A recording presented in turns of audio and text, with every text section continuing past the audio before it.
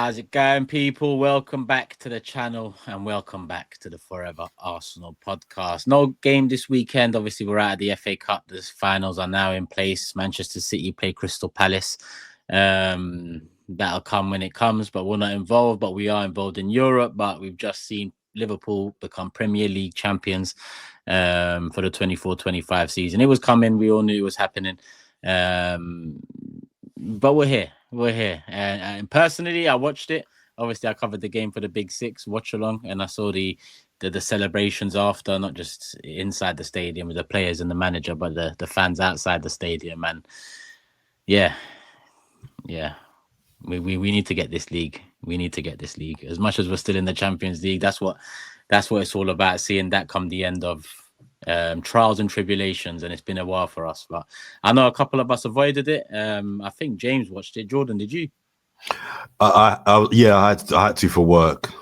So yeah, I saw it. I didn't watch the game. I've been out and about having a great Sunday in the sun, but I did catch just some of the celebrations and Arne Slot, like I was saying before we recorded, doing the Jurgen Klopp song. And yeah, you kind of have an overwhelming feeling of, man, it's another year, it's another missed opportunity. That's 3 seasons now that, look, we might not even finish second, but we will certainly not be lifting that title. And you kind of go, well, have we got a fourth in us? Well, you have to, because that's football, don't you? But at the same time, you stop and go, they were the better team, they deserved it. And there's some really interesting quotes from Mo Salah talking about how Slot adapted Salah's game, asked him to do that defensively and things like that. I like that. And sometimes I think as football fans, we certainly can overextend in terms of our opinions and how much we really know about the game. And then there's other certain things where you go, actually, we probably know more than people give us credit for. And we've long said that Salah is allowed to focus on his output. He's allowed to focus on that side of things. He's come out, confirmed it himself, and is a big part of their attack. And that role is a big part of why they've done it. So I say all this to say, let's learn from it. Keep learning. Every year we don't do it is an opportunity to learn. So, yeah, sorry for going off on a bit of a tangent there, but that was kind of at the forefront of my thoughts on Liverpool winning it. Just learn from what they've done really well. I'm not bitter or nothing, but I ain't watched fuck all of it. Of course you're not. I get it, I understand. Not one thing of it. Like, I've been watching the snooker. What's the semi-final? Thought Forest were unlucky. That's what always points me to, listen, it is about winning the league as far as I'm concerned, because you have that little bit of luck. You need that little bit of luck in cups, and City got it today. Forest could have easily got back in their game. You need a little bit of luck, and congratulations to Crystal Palace and Man City for getting there. And look, listen, I haven't watched none of it all that, but Liverpool deserve it this season. They've been the most consistent side. No one's put no pressure on them. That's not their fault. The other teams have got to look at themselves for that. But what they've done is that they've gone and done it and completely walked it in the end. And so congratulations to Liverpool. We move on. Did you guys see the video of the forgive me, I've forgotten the boxer's name, that fought yesterday at White Hart Lane, at Tottenham's ground? He came out to North London Fourever. Yeah, I heard this. Absolute class. He went and lost, which kind of killed it, really. But the image itself was, yeah, it was hilarious. Yeah, we've left with something, Jordan. They've left themselves up at Tottenham Stadium, haven't they, by doing things like that? Like, I mean, everybody's singing Tottenham, getting out everywhere they go and all that. Like, they leave themselves open for it. Well, to be fair, in the group I'm in, some of the people were saying, well, why would Tottenham allow a fighter to come out to Arsenal's anthem or Arsenal's fans' anthem song? But then again, I don't know if you can stop that. If the promoter would have hired the venue, so once they've hired the venue, yes, I don't know if Tottenham could stop that. But anyway. When that event's going on, it's, as far as I'm aware, it's not. It acts as the venue for that event. There's nothing you can do about it. It's not a case of Tottenham hosting it, if that makes sense. It's not like the club are hosting it. I might be wrong. Actually, maybe I am wrong. I don't know. Why isn't it? Great fight, by the way. I thought it was a fantastic. Did everybody see the fight? I thought it was fantastic. Yeah, really, two boxers just give it their all, and didn't leave nothing out there. I thought, big admiration to the pair of them. I thought that they were both out on their feet at the last couple of rounds, but didn't want to give in and give it their all. I thought, well played to both of them, right? And I felt it was a draw, if I'll be honest, or maybe just Eubank winning it, but I didn't think it was as clear cut as what they said it was. But a credit to boxing that was last night. Fuck me, what a bad season we've had. Rory McIlroy 2 weeks ago, forever boxing today. I mean, guys, do you know what? I'm so glad it's PSG next. And there's probably it's just exactly what we need. It's like the perfect tonic for what's just happened. Liverpool have lifted it, put that behind us, done, forget it. Like officially, we knew. Like I said, I knew that the day we lost to West Ham, that was the day I gave up hope. And I know you gave up hope, Turkish, the day Raheem Sterling held the shirt. But ultimately, we've all got there. Now we are all there. You could be the most delusional Arsenal fan in the world. No one could possibly think this is our year. Do you think Ty's got it? Do you think Ty's accepted? The title's gone. Yes. I mean, surely. And now someone could get docked points, maybe for a transfer. Do you know what? And I always thought it'd be Turkish, the hope with these kind of thoughts. So yeah. So now it's just all eyes on PSG. Well, not necessarily, James. I've got the eye on the snooker. Big Arsenal fan, Ronnie O'Sullivan's doing a business at the moment. Big Arsenal fan, so we've still got a bit of interest in that.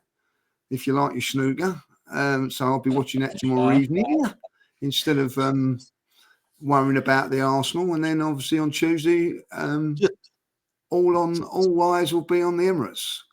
Just a final point before we kind of move from the Liverpool winning the title thing. It's just really embarrassing that Liverpool have won the title before they even had to play us. It's not even like we've got Arsenal coming up soon. They could beat us, and then it could be like semi-interesting. They've wrapped it up before we even go there. It's so bad. Well, here's a question. So okay, let me ask. Is it embarrassing? And I mean the word embarrassing, right? Not is it poor? Is it embarrassing that Slot has come in and won it in his first season? No. For us? No, I don't think it is. The narrative amongst rival fans is, but it's not. It's not embarrassing. No. It's not embarrassing. The reason why, for me, it's not. I heard this chat at the start of the season where fans were talking about, oh, if he comes in and wins the league in his first year, that's embarrassing. Listen, people forget Liverpool were in the title race until a month before the end of last season. Liverpool have got a very, very good team. Now, look, we can't lie and play Monday morning quarterback and say, oh, no, we thought it would be in the title race. Because no one would think Liverpool would win the title at the start of the season. Nobody did, right? But let's not pretend like Liverpool haven't got the best keeper in the world, the best centre-back in the world, the best right winger in the world. Before you get to Trent and other players that are very functional, having won titles before, people forget that. And maybe we forgot that. Maybe we thought us and City were going toe-to-toe. Liverpool have got a very good team. So him coming in to a very good team. Remember, Klopp didn't get fired because he was failing. Klopp left. He decided to walk away. Yeah, that's rare. He came into a team that was set and ready to go. You just need a team. If he comes into the West Ham team and wins the league, that's embarrassing. If he comes into the Palace team or the Tottenham team, that's embarrassing. It's Liverpool. Maybe the word embarrassing is harsh, but it's something. What is it embarrassing to? What's the next word? What's the next word next to I think before embarrassing? What's that word? Because that's what it is. My word is disappointing. It's disappointing because ultimately, for who? For us, it's disappointing. So just us. So it's just us. It's embarrassing and disappointing just for us. I'm asking from our City as well. I'm asking from our perspective. From our perspective, it's disappointingly. I mean, for others, of course. It's disappointing any year you finish second, isn't it? What's different about this year? No, guys. We're talking. I get what you guys are saying, but I also think you're slightly. We haven't been in the title race this year. I was more disappointed last season than this season. You not been disappointed? I was more disappointed. No, last season I was proud of the team. I was disappointed we didn't win it, but I was proud of the team and the efforts. We got to 89 points. We had one bad game in 2025. That was it. I'm talking about the efforts to. You're right. Okay, Arne Slot came into a team that were competing. That I actually agree with you. Best goalkeeper, best centre back, best right wing, and one of the best forwards the league's ever seen. So there's no doubt he's got quality there. And actually, people forget that Jurgen Klopp had overseen a massive rebuild in midfield the summer before that, bringing in Gravenberch, Szoboszlai, McAllister, others. So I get it's not embarrassing for me because Slot, clearly they hired him because he was a good manager and he inherited a very good team. I never thought they'd win the league. I didn't think they'd finish top 2. Fair play to them, they did brilliantly. But it is disappointing because the context is also Slot came into a new team, massive pressure after Jurgen Klopp to kind of pick that up, no signings, and he picked a Liverpool team that finished behind Arsenal. So Arteta more to grips with the job that he needed to do, more, with more backing in the window. It is disappointing, guys. I'm not saying, by the way, that's not me saying it's all Arteta's fault. Far from it. The players, the injuries, Liverpool have been better. Slot's been brilliant. There's lots of reasons, but it is disappointing. Of course it is. I can't sit here and pretend. I can't look at it and go, "Oh, we just got done by the better." I am looking at us as well. Like, what did we not do right? It's not just they were too good. We've been crap. Yeah, own it. We've been crap this year. We haven't. Is that not me owning it, Lee? Well, I don't know. All Arsenal fans should. We've not been good enough this year. Nowhere near good enough. Yeah. Like from day one, before the injuries, we wasn't good enough. Last season was disappointing for me because we was good enough and we were just unlucky. But this season, we don't deserve it. Not even, we haven't been in a title race since January. I don't think we've been in a title race at all this season. I don't think we are. I just think we've not been good enough from the word go. I don't know why we didn't put up a better title challenge this season. I've got, you can make as many excuses as you like, and there are excuses. I'm with you on that, like injuries and certain refereeing decisions that have gone against us that don't go against any other team. Even the one that goes out the other night. Every other one that's been like that, they've felt that they've got not enough evidence to give it. But all of a sudden they give that one. But I just don't think we've been good enough this year, and I think that if I've been really honest about it, we've got to be honest about it. The Champions League is covering a lot of sins in the Premier League. If I'll be honest, it really is. We're all making excuses with the poor performances, but those poor performances have been there all season. But we're just making excuses now. Or those, we're going, oh, that's all right. We've got the Champions League next week. But those performances have been there. Everton at home, there's no Champions League football then.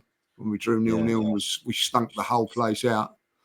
We had a fully fit team for that one. Saka, God, everyone. Turkish, what's the word you'd use?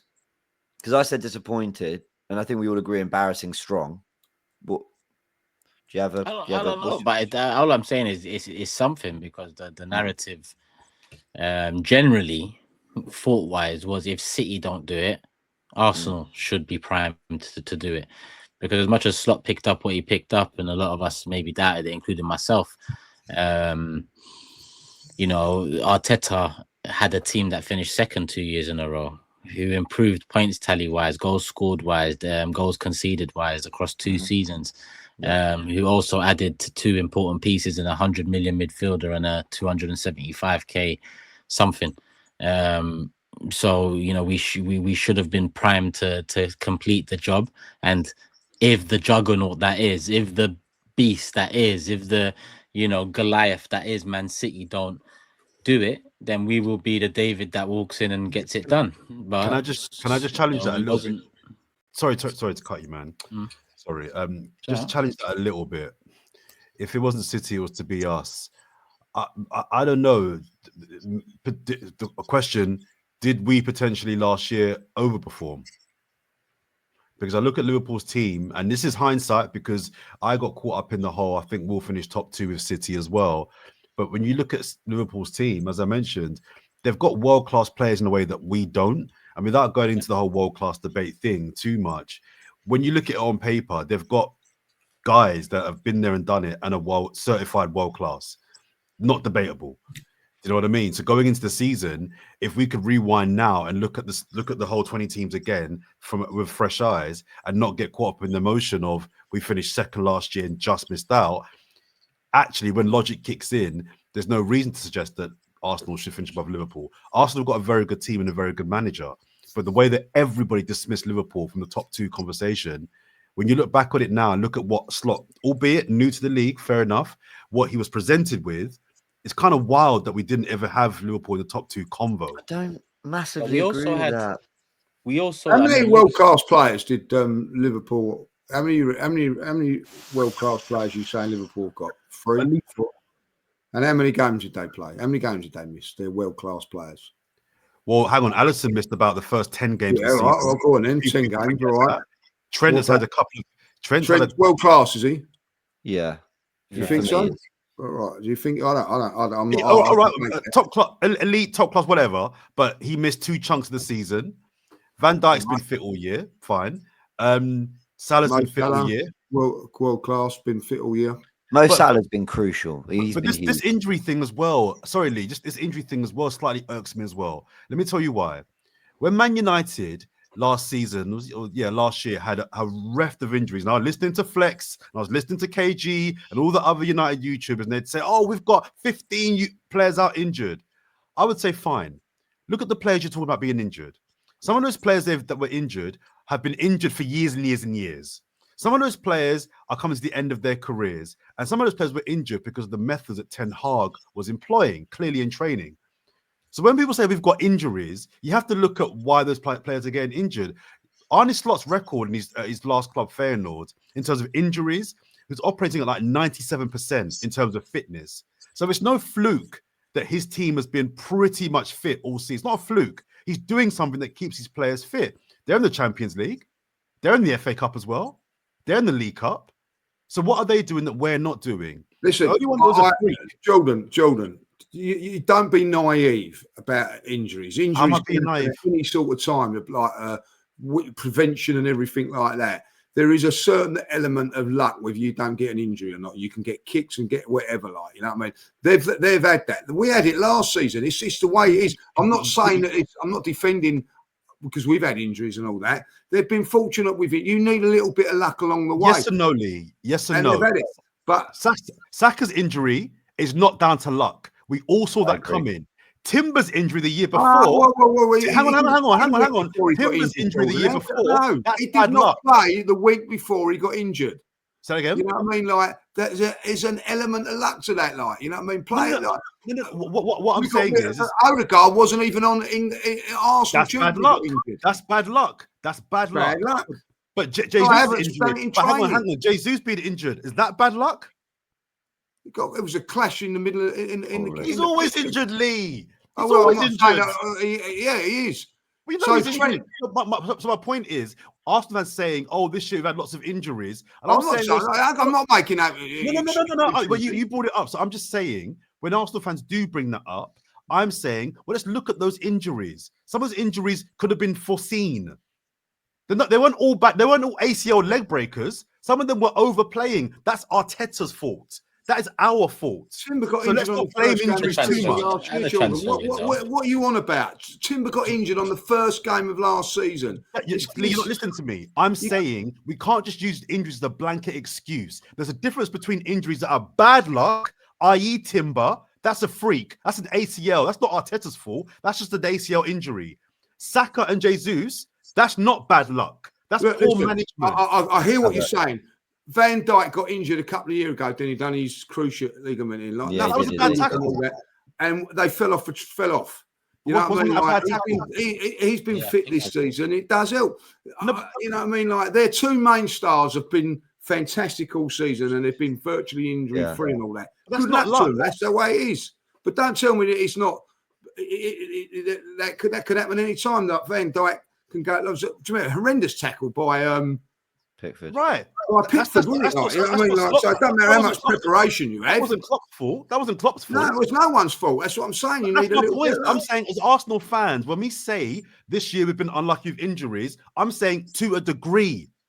Yeah, to a degree, we've been unlucky. Let's not blame injuries and yellow cards. Winning the league, that ain't cost us winning the league. Injuries. I don't think injuries have cost us to win the league. So why are you bringing it up? I'm not bringing it up. Bring it up. Jordan, I tell you why I bring it up. I brought it up about their players not being injured. I'm not brought it up about Arsenal. I'm not talking about Arsenal. But their players aren't injured for a reason, because of management. That's why Van Dijk's not injured. That's not the case. Sorry, I've just proved to you that's not the case. No, but Van Dijk's injury 2 years ago was a bad tackle from Was it Pickford? He can get that. He could got that at the beginning of this season. He hasn't. But Lee, that can happen to anybody. I'm saying, what can we control? Saka's injury was in our control.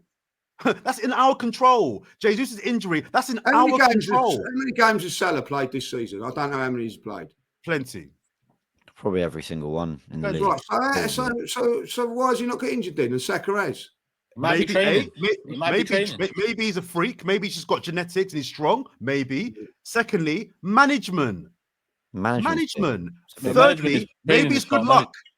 Sorry, Turkish. Training is part of management, so I assume you mean that as well. Like training methods and intensity in training and things exactly. like this. Which to my Man United point. I'll go back to it then, right? So like, where did Saka get injured? Where did his hamstring first get injured from? Do you know what game it was? Palace? No. Palace, was it? Palace away. England international. Yeah. That's where he got injured. Okay. Nothing to do with Arsenal managing it and all that. Like, whatever. He got injured on international duty, as did Odegaard. But Lee, it happens. Sorry, Lee. But Lee, we have all sat in this podcast and questioned Saka's playing in League Cup games, early rounds. That's not England's fault. That's our fault. I'll tell you what. Yeah, I agree. One of the things that I do agree with you is at the beginning of the season, after just 3 weeks rest, Rice and Saka were playing against Wolves. That's where it was wrong. We've got to have the proper rest. That's when it comes down to squad. We need to strengthen the squad next season in the summer. That's something that's got to be done. But at the end of the day, look, I don't look at it and say Arsenal ain't won the league because of injuries and all that. I look at it and just go, look, that's part and parcel of football. You need to be injury free. You need your best players playing week in, week out to win leagues, whatever standard you're playing at. We've not had it; they have. Good luck to them. I think Liverpool. For a second, I was sort of taking myself back. What are we actually debating here? We're debating what have we done wrong?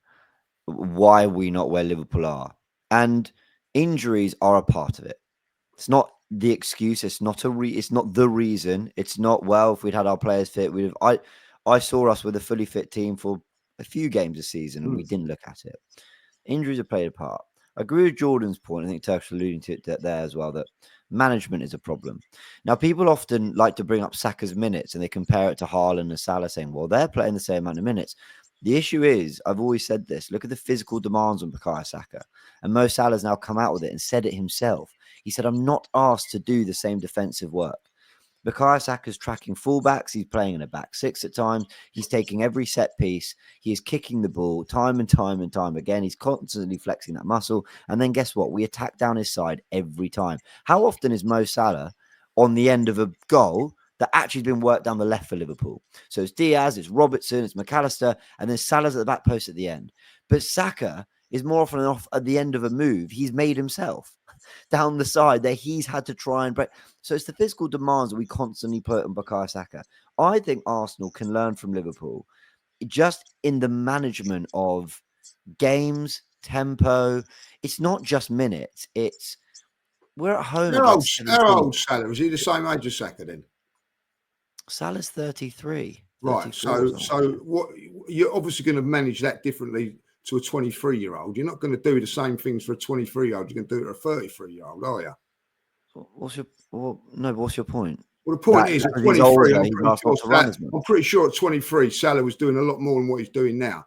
That's the reason that they're managing him, not because, he's 23, it's because he's 33. No, he literally said in his quote today, he said... Well, he weren't doing that at 23. No one's telling him to do that at 23, James. Come on, they're doing it because he's 33. Okay, at 23, they'd be doing a lot more. So what's your point, Lee? I don't get what the point is. You're trying to say that you're trying to manage Saka the same as a 33-year-old when he's 23. No, you know what I mean? You don't manage it like that, do you? I'm saying we can adapt his role a little bit. A 33-year-old. I'm saying we can adapt his role a little bit. I don't know if he needs to. Look, Mikel Arteta will know a lot more of what he's doing than I am, sure. And actually, our defensive discipline and Saka's work and the work that him and Martinelli are willing to do is exactly the reason we got past Real Madrid. And we're going to need to do that against PSG. But my word, I've seen them do it at home to 17th in the league. I've seen them do that. I've seen us like tracking fullbacks and wingers, you know, and I get it to a degree. There's this element of treat everyone the same. You leave it all out there, sure. But I think Liverpool have had a better management of games, a better management of tempo, a better management of expectations of their players. I think they've rotated. I think throughout the season, if I ask you what's their best front three, you could say Jota, you could say Diaz, you could say Gakpo. At one point, he was the guy with Salah. Like, they've done different things. And I think Arsenal can learn from all these things. Injuries are a part of it. They've got great players, sure. I think they've managed the league campaign way better than us. And I've got to say this, and we're going to go on some positives because it's PSG next, yay. But it's one thing I think as fans we've actually been critical of for a few years now: the management of the group, the management. Is this the first time we've brought up this criticism? It's not the first time I brought it up. Turkish, the first time you brought it up that maybe we don't manage the group right. No, and that's what made the summer more frustrating than ever, because on top of not bringing in what we needed to, we let go of a bunch of players that were getting a particular amount of minutes across last season, that whether it was 270 minutes across the last 19 games or 560, it was adding to or taking away much needed pressure from some of the more important players. And that's the position the club left themselves in, which goes back to Jordan's point about you can't look at all injuries and, you know, feel sorry for yourself, because what did the club do to, number one, prevent? Maybe there is no prevention, like Lee said. You know, a lot of it does come down to luck. But number two, what's the word for it? Support or backup. They didn't do that, and there's no excuse for that.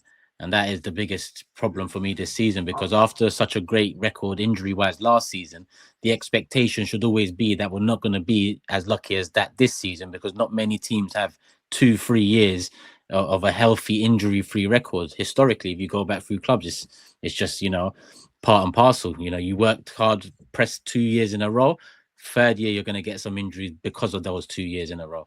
But James is right. Lee, you want to say something? No, I just want to say, I think that you have to, you know, that Arteta wants, and I do believe this, he likes to work with a small squad. I don't think that's right, but that's the way I think, because, and I think James is right with what he's saying. That's where his manager's got to become a little bit stronger, because I think that he I don't want a confrontation, leave players out, or whether, I don't know, but he's got to get a bigger squad and manage it properly. Like, from that point of view, I do. But I think that he likes that small squad situation because it's easier to manage. I actually agree. In all honesty, if that is the case, I couldn't give a shit if that's what he likes, because the number is the number. Yeah, get the fucking number in, and then work out the rest after. Hopefully, this new sporting director is going to be the one that's going to push that. Well, because I don't think, if I be honest, no one was pushing Arteta on these things. Or maybe. I agree. And I think Lee's right. I actually think he does prefer working with a smaller squad, even though everything he ever says is, we have the smallest squad in the league. We have all his words hint to, I want more. Yet the rumours are he likes it. Well, the rumours are that, and also the actions. You didn't play Smith Rowe much. You know, you didn't really, like, Jorginho only comes in when he has to. You know, it's not like he's like bringing Zinchenko in midfield fairly often, you know, just to mix it up, get two creators in there. So, you know, he isn't really a Trossard only play false nine because we've had a complete injury crisis there. Lo and behold, he's actually scored a few goals. You know, he doesn't really want to do it. He doesn't really want to move away from the set things he knows with a group of about 15, 16 players. But you're right, this is maybe where he's going to get pushed, or maybe he'll get a squad he trusts more and he'll finally do it. But I agree. His wording is, we have a tiny squad and I've got a problem with it. But his actions are, actually, I prefer it this way. And it's always been that way. Whenever he's rotated fairly regularly in cups, we've fallen out of them pathetically. Dude, this conversation seems to be talking about the things that Mikel Arteta needs to improve on and learn, right? And we all know that he's got he seems to have a very strong position in terms of the club. The club really put a lot of responsibility on him, and he has a lot of say. Is it time then maybe to get a new assistant? I think I think Berta's the perfect appointment right now. Let's just see what he does. I think. Yeah, I think sometimes you need to freshen things up. I think that last season it was a tinkering job. I don't think it is this much. I think we've been way off it this season. So I think that there will be some major surgery. I don't know. I think the coaching staff is. quite like the coaching staff, don't you? I don't know about you. I think That might be the problem, Lee. It's all nice. They all get along. It's all hugs at free kicks and corners. It's all, yeah, yes, boss, yes, boss. You know, I need someone to mix it up a little bit.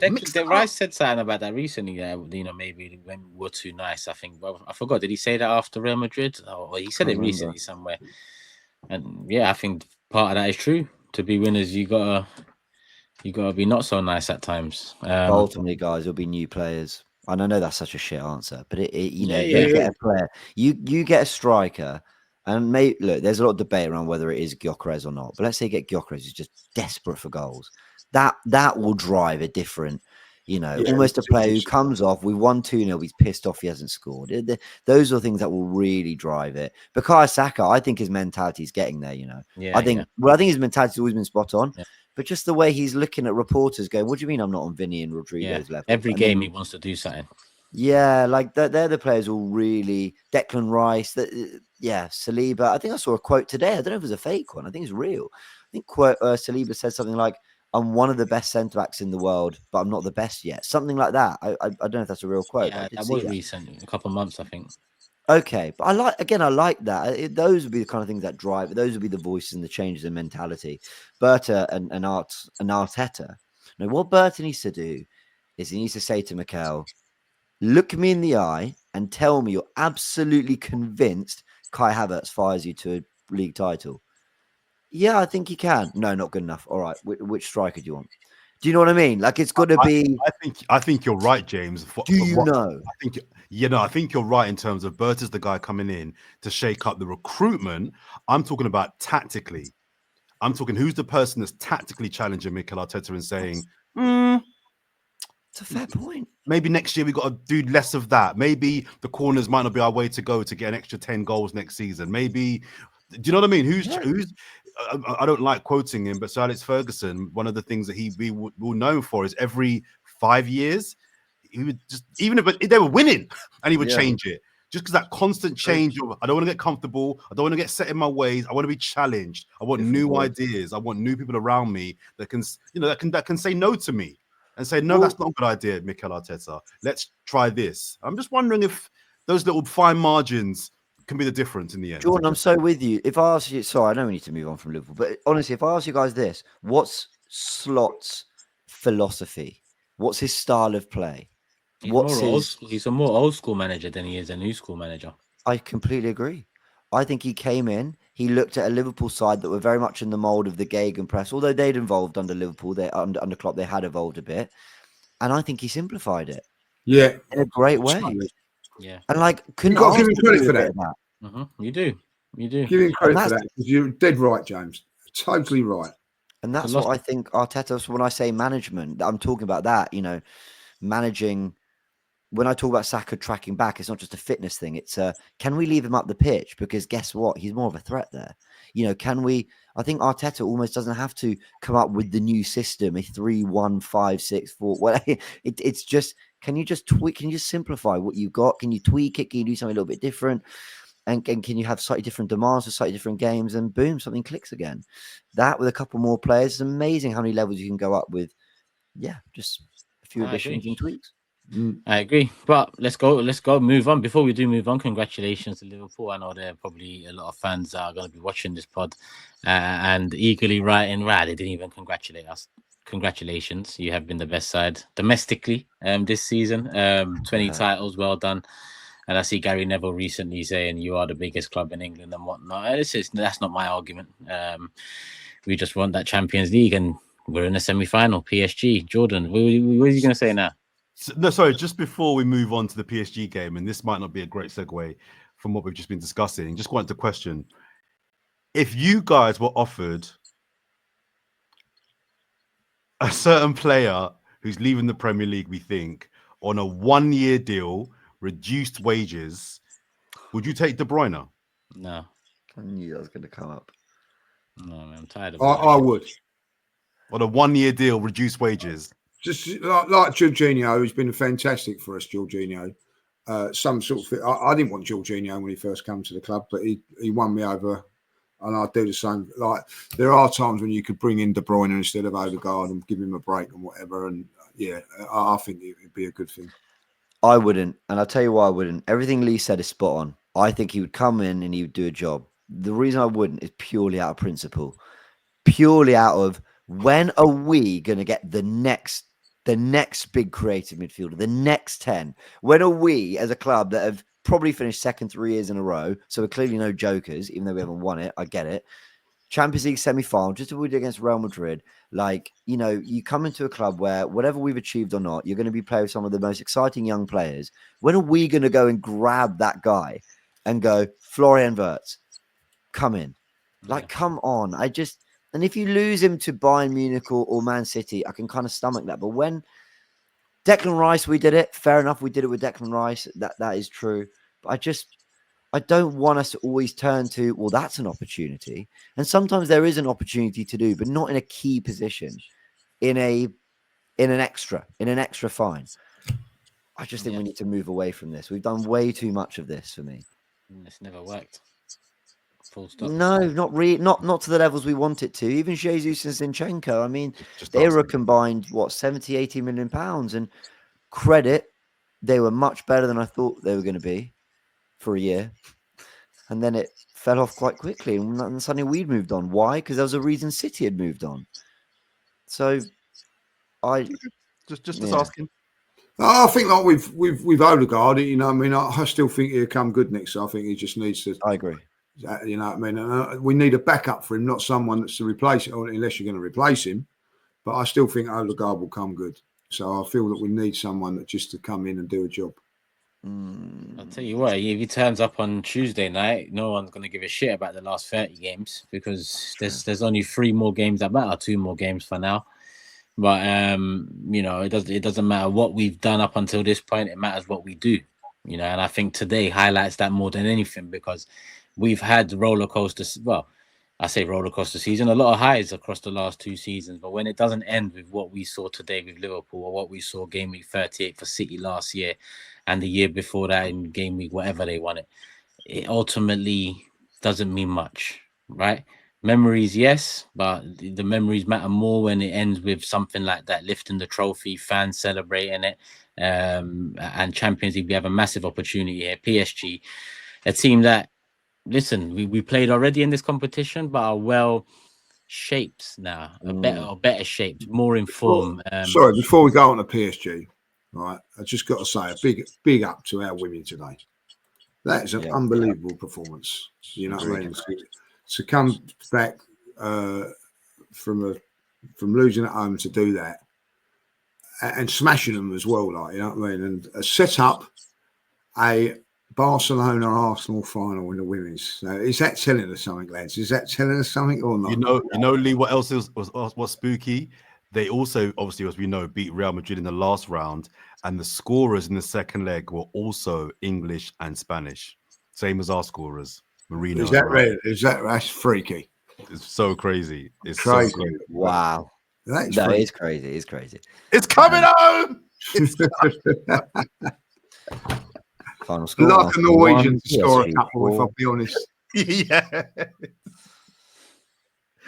Oh, no, Turkish is all we have. This is all we have.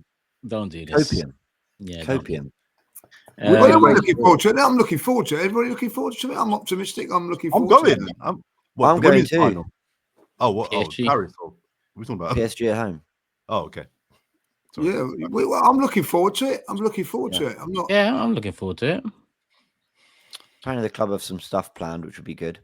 I'm more optimistic about it this week than the Real Madrid game. Can we say that? First leg, yeah. Bloody nervous going into that game.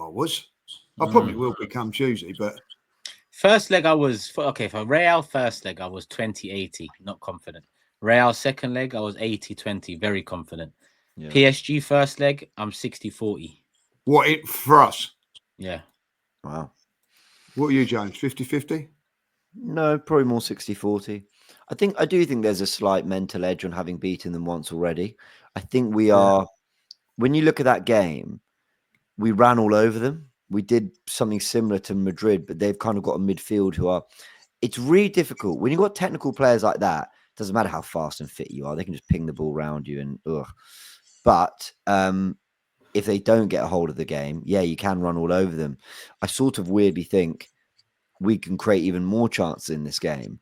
But when they get the ball and they play, it won't be about us trying to stop their individuals as much as their individuals are class. Barcola, Doué, Kvaratskhelia, Dembele, whoever it is.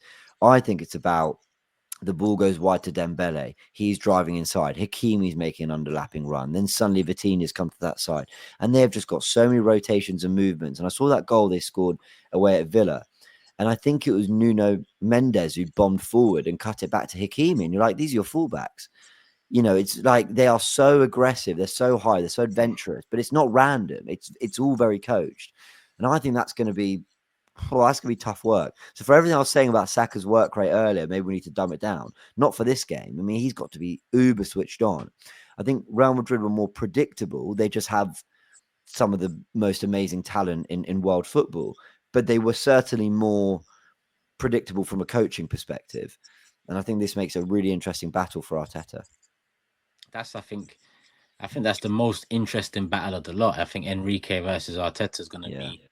It's the first 20 minutes. I'm really intrigued by it because Enrique, listen, Ancelotti is one of the greatest of all time. You know, I wouldn't put Enrique anywhere close to Ancelotti in terms of all time list. That's for sure.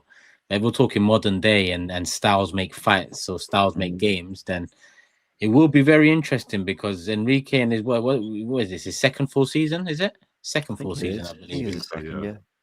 You know, they look, you know, well organized, well structured. They've got threats from different areas. Their wings, if you look at their wings in totality, left wing, left back, right wing, right back, they're probably up there with the very best in the world. You know, Hakimi and Mendes and Kvaratskhelia and Dembele. It's hard to find better all round. You know, you might find better on one wing or an X wing or both, but not all round. So yeah, that's the most interesting battle I'm looking forward to. Mendes has already spoken about Saka being the most difficult, toughest player he's come up against. So as much as James, you say, you know, we might have the mental edge because we've won, they have the let's show these men what we're really about. Yeah, 100%. Kind of edge, which can be an edge. You know, that might overshadow the mental edge of losing because they have kicked on. They are a different side, and they have got Kvaratskhelia now. Lee, what was you going to say? Would have Enrique and Arteta cross paths at Barcelona? Yeah, because Enrique was a Barca boy his whole career, no? Well, I mean, his early career. Yeah, Madrid at first, then he went to Barcelona, didn't he? But I think Arteta might have been in the academy or something by then, like, you know what I mean? So when we beat them in October, Enrique kept talking about second balls. He kept saying something like, they're really aggressive. They were much more switched on. They kept getting second balls. I need to find the exact quote, but basically, like, he was really praising what we did from a structural and physical standpoint. And I don't know if there's a manager.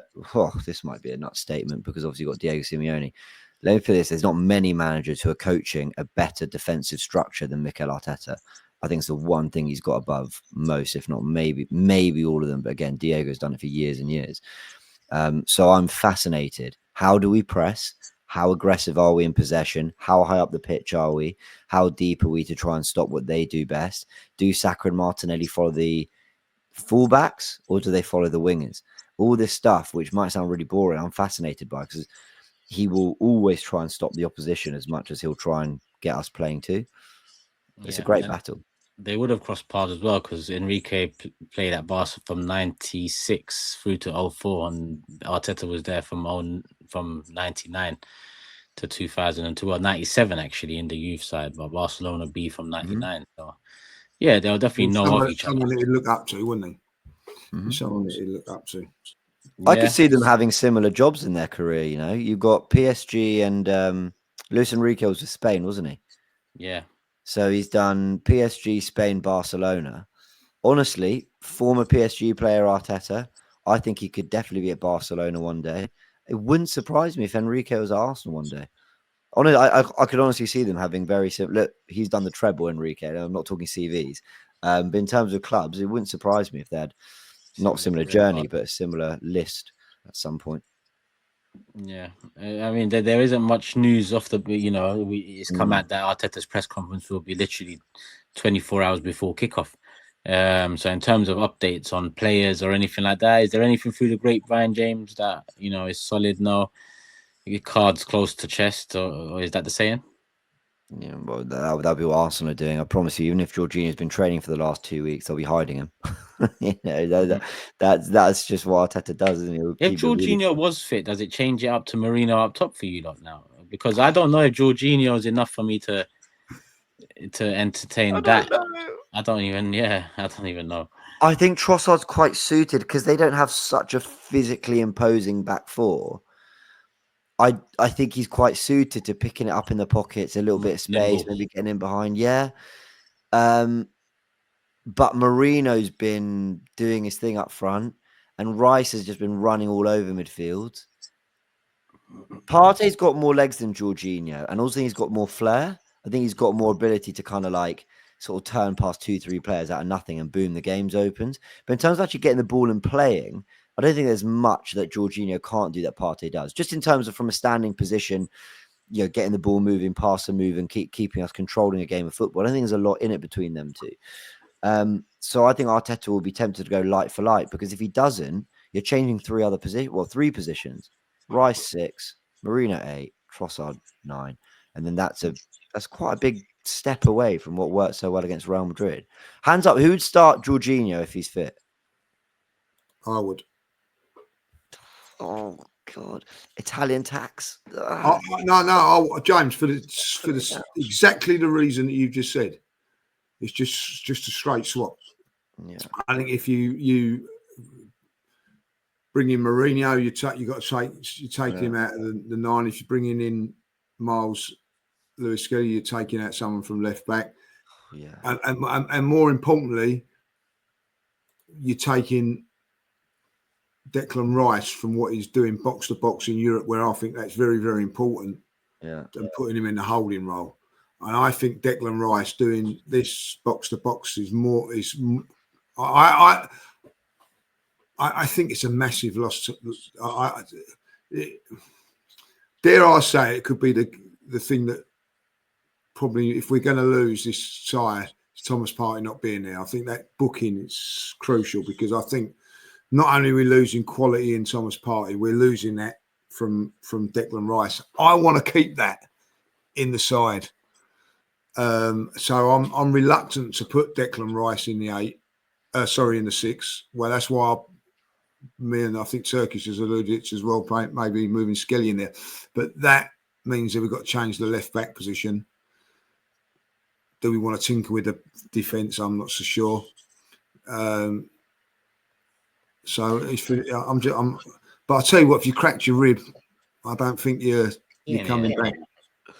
But then I stop and go. Then I literally stop and go. I'm voting for Mikel Merino up front and Jorginho as the 6. Do you know what I mean? You stop yourself and go, is this what we're entering at? And look, I say it facetiously because Merino's done great. But it's like, really, it's still fucked. It is still fucked. And yeah. trying to run all over the PSG midfield, maybe Marino and Rice is the way to do that more. Maybe that's the perfect midfield, even with Partey fit. I mean, I wouldn't think so, but maybe. I'm torn. And this is where Arteta, this is why if we do get it right, he gets it. But if he gets it right, is why that will be full of praise like we were post Real Madrid, because it's not easy.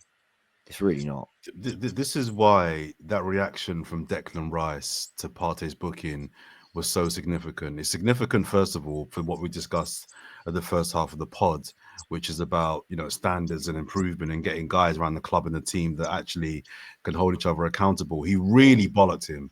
It wasn't like a friendly mate. Oh, what are you doing? He really went for him because, it was just stupid. Yeah. But the second reason to what we're talking about now is because those 3 midfielders they've got, when they start popping it around, you need people that can handle that. And I'm not so sure we've got a combination of central midfielders that can really do the stuff off the ball or want to do stuff off the ball. The thing about Partey and Rice that's great is that they both seem happy to not have the ball and try and win it back. And they're very good at winning it back. I said on the last pod that I would go with Zinchenko midfield because he's done it for country and it's only one game.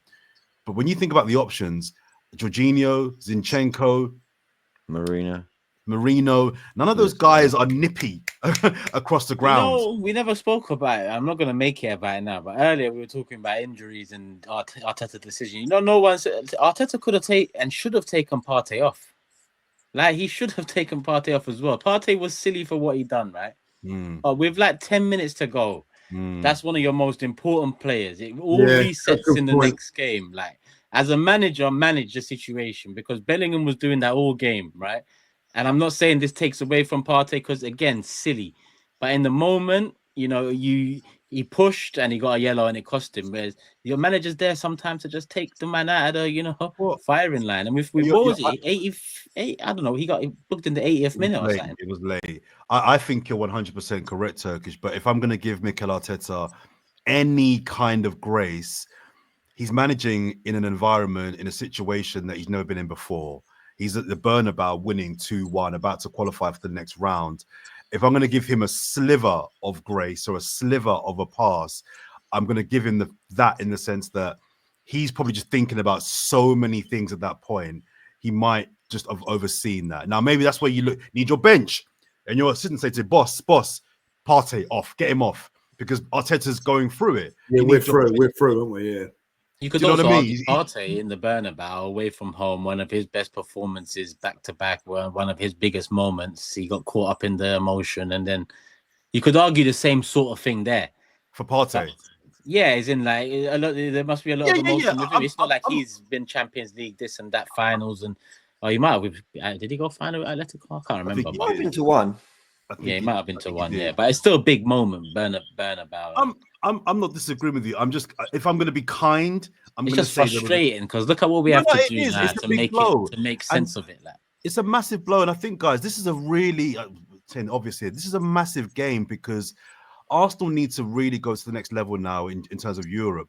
These are two of probably arguably the two biggest European underachievers. Yeah. Because I wouldn't call on PSG. Because I wouldn't call Atletico underachievers because they haven't always been this good. I think. It's under Simeone they've been competitive, but pre-Simeone they've never been at this level. So for both clubs, what tag that is. Sorry, what tag that is? You're right. The two biggest. I can't think of two bigger European underachievers than PSG and Arsenal. And the big criticism against both teams is when it gets a little bit tough. When you get to those real sticky stages of the Champions League, they've got the talent. They just can't get it over the line. No heart. Bottom falls out against PSG and Arsenal. So both teams will need to be addressing those narratives against their teams because let's have it right. They're not untrue. So this is not a PSG podcast. Let's chat about Arsenal. For Arsenal, it's a mega game. I don't expect us to go into the second leg and say we need to go there with a lead. I'd like to have a lead. I personally think we can beat PSG in Paris. I just don't want to have to. I don't want to have to go to Paris and have to win. I think we can go there and win. If we lose this game 1-0, I think we can still qualify. I think if it was Anfield, if it was other certain grounds, I might be a bit like, don't know about that one, but I think we can go to Paris and win. But let's do what we did in the first leg, before us against Real Madrid, whereby we handled business first leg to make the job easier for the second leg. The first leg's more important. The first leg is your foundation setter, whether it's a draw or you got a 1 or 2 goal lead. That's your foundation setter. So when you go to the second leg, it's now just managing it and seeing it through. You don't want to go there chasing, having to win the game, chasing a 2-goal deficit. It's really a big game for Arsenal in our history and in our season. So I want the boys to just step up, really focus, forget Real Madrid, forget that tie, because that tie means nothing if you lose this tie. It doesn't mean anything. It's a moment in time that was fun, but ultimately it was a quarterfinal and you didn't do anything afterwards. This first leg is so important, and everyone's got to be at it. We know their wide players are a problem. In the transition, they're an absolute beast. But let's play to our strengths. What are our strengths? Defensive shape. Bar maybe Inter, we're the best in this competition, maybe even better. Aggression. PSG don't have much aggression. Let's put it on them. Let's really put it on them from a crowd point of view and on the pitch. Let's not let them get into a rhythm. Those bang, bang, bang, bang, bang. They're in the box. No, break it up early. break it up early, use the home advantage that we've got, and you might get the 50-50s going your way. I really hope the boys step up. I'm sure they will. I think they will. We'll get to predictions in a second, but I'm really, really hopeful the boys do their job. But this first leg is so important, because if we win this first leg, we're set up to go to the final. And I think we can beat Inter and Barca. A bit more worried about Inter than Barcelona, but it's a final we can win. Yeah, and we can write ourselves in history, and we can do something we've never done before, win a Champions League. Let's have it right. Man City are poor. Real Madrid are not Real Madrid. Barca are good, but they're not great. Let's get it done. Let's go into that game focused. Forget Madrid. It's a new game. It's a new opposition. Different challenge ahead of us. Let's get it done, man. I'm not playing around. I think beating Real Madrid as we did has got to give the team confidence that we can go and do it again. I really do, and that's what I think. That listen, I'd love us to take a 2-0 lead over there, but if we were to win 3-0, I wouldn't be like, oh, that's a shock. I think we're capable of doing that because of what we've done to Real Madrid. Now, do I think we will? No, I don't think we will. Maybe a lot tighter than that. But there will be a stage in that game, like there was against Bayern Munich, and there was against Real Madrid, where you can take the game away from a team. We failed against Bayern Munich. We made mistakes, but we made those mistakes. We learned from them, and when we're against Real Madrid, there was an opportunity of about 70th minute, was it? It was 0-0, was it? It was only about a 10-15 minute spell that won us the game 3-0. So there could be that stage, and I do think that there could be that stage again for us, and it'd be really interesting if we take it, So I dare I say, maybe going for a 4. I think that we're gonna have a fun night on Tuesday night. Well, on that point, my tactic for the second leg against Madrid was to be defensive. Yeah, was to be defensive and to defend our lead. This game, the opposite. Run them over from minute 1. Let's get on them. Let's really go high. Let's really go. I don't think we've got to ease into the game. This is the one where I think we're gonna, as Lee said, in patches. Let's run through them. Let's let them know. Oh shit, you're at the Emirates. This is gonna be a game. No sitting back. Let's go for it, man. I think our quality surprised Real Madrid. If I'll be really honest. Yeah. Whether PSG will, I think now PSG will be aware of that. Yeah. So that could be a thing that goes against us. I agree. I mean, prediction time. Yeah. Are we there? Let's do it. Let's do it. Let's see how optimistic we are. Biggest game of the season. The table hasn't changed, people. It's the same as it was last show because there's been no fixtures played. 52 games played. James has got 55 points after a point deduction. Jordan's on 49. Did you get no point deduction today, by the way? No? Yeah, if he does, you do. No one's brought it up, but just saying. Well, no, hold on. My computer crashed. I was here on time. You know what I mean? Nah, he wasn't. But yeah, you're good try. Good try, sir. Cute effort. It works for me. I'd be third, but go on, James, kick us off. 2-1 to Arsenal. That'd be nervous going to Paris, that will, James. Just a bit of context on that. I think we'll win, but I actually think we'll be almost a little underwhelmed with the win. Almost like we've won, but is it enough? Did we miss some good chances? Could it have been more? I think like that kind of night. But we'll take a lead to Paris. Jordan, hiding again. 1-1. 1-1. 1-1. That's great. Lee? 3-1. Oh, Lee's gone for it. He's gone for it. Run them over, Lee. Run them over. We're running them over. I'm tempted to go 3-0. I don't see us doing 2-3-0s in a row. 4-1. I don't. 4-1. Oh, Turkish, I love you. I love you. Good, Turkish just flew in with dynamite. No, fuck it.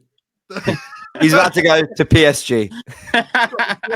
Got me swearing. 2 for Kvaratskhelia, Barcola, and I think Marquinhos will get one of the All back I'm posts. saying is 4-1. That's all I'm saying. The rest is Oh, left for yeah. interpretation. Oh, Do you know what's funny? Sorry, guys. Kvaratskhelia, I'm so pissed that they got him. Because my, not only that's the one. not only is he a brilliant winger, he feels like a real Arteta winger. I'm so stunned we didn't go for him in January. Everything He, for Arteta me, wants. feels like the kind of winger that Arteta is like has wet dreams over. He's quite tall, strong, really good technically on the ball, gets a goal, good delivery. He's the most complete winger, one of the most complete wingers in world football. He's up there with Saka for me. I love him. He's a problem. Ballsy drops in from the 9. I've seen because they alternate their front 3 a lot. Sometimes he's dropping into the pocket. Something he'd have been perfect. Yeah, he would have been. But no, there was nothing to do in the market this window. So yeah, It wasn't an opportunity. It wasn't an opportunity. wasn't But an that's so. opportunity. Listen, if we don't win the Champions League, all of these, cracks appear yet again, because that is the reality of the situation. Champions League is all we've got left, and everything rides on the Champions League. Because other than that, everything else not good enough. Liverpool champions, congratulations.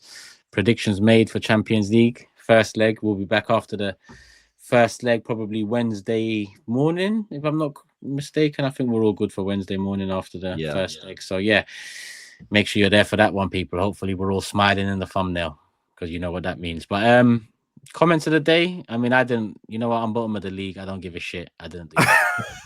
I mean, I'm in a title race, but I haven't got one either. But I've got a shout out. But yeah, sorry. Yeah, shout out Lewis. I got a shout out. Shout out Lewis. I shout out Lewis. Yeah. My comment is also not even a comment from the video. It's a tweet.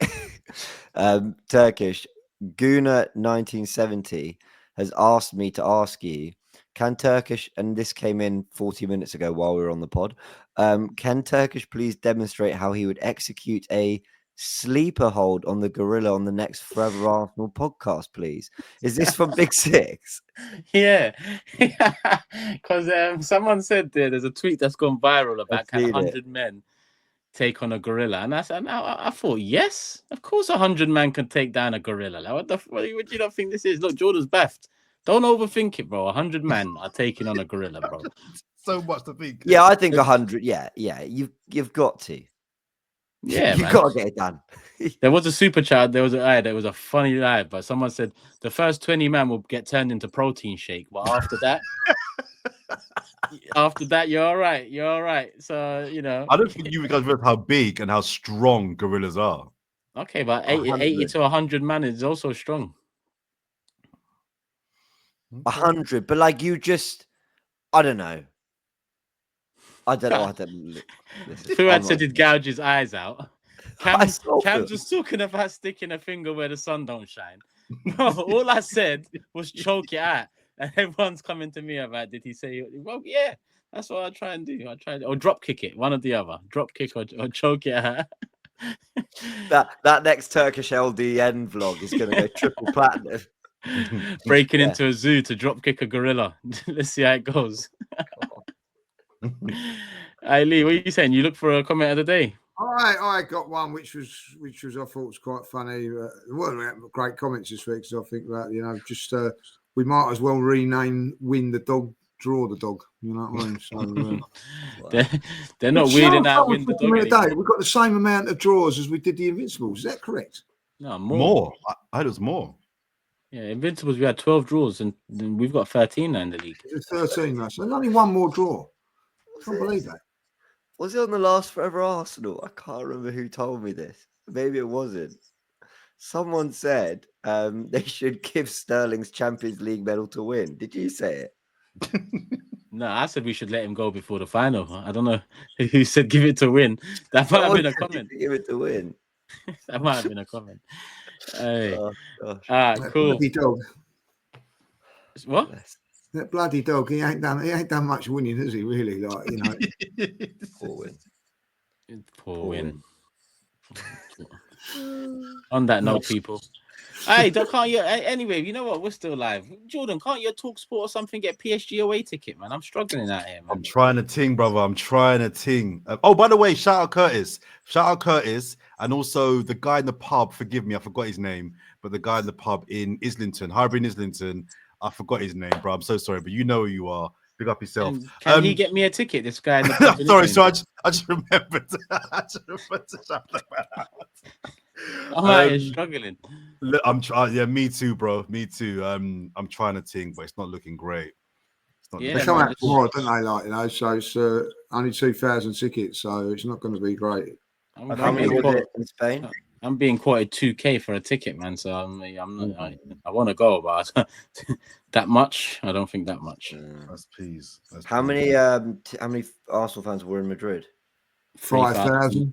800, yeah, allocation. Only 2,000 for this. 2,000, and you've got to collect your ticket on the day. So you can't, like, I don't know, say, I don't know how people are going to sell them if they can get on it. You have to go and physically collect your ticket. Why are they doing that though? To stop people, I don't know. A lot of the European games this year are like that, where you've got to show your passports and names on the tickets and everything. But this one here, you have to physically go and collect your ticket.